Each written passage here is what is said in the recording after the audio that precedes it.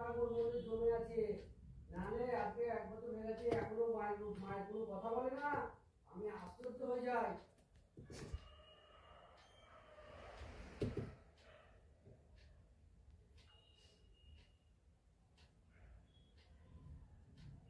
না ওইটা নিয়ে একবার একবার ঝগড়া হয়েছে তো ওর সাথে। এখন ডিম দিয়েছে আর আমার কাছে পয়সা চাইছে, আমি বলছি 2 দিন বাদ পয়সা দেবো। কেন আমার সোনাগুলো ভরবো, বিক্রি করে যাবো তো। আচ্ছা। এবার আমার কাছে পয়সা চাইছে, আমি 2 দিন বাদ দেবো। এবার ডিম দিয়েছে স্কুল থেকে কাঁচা। কাঁচা ডিম এসেছে একেবারে। এখন ওর মাকে বলেছে, হ্যাঁ রে ডিমগুলো কোথায়, ডিম দিইনি?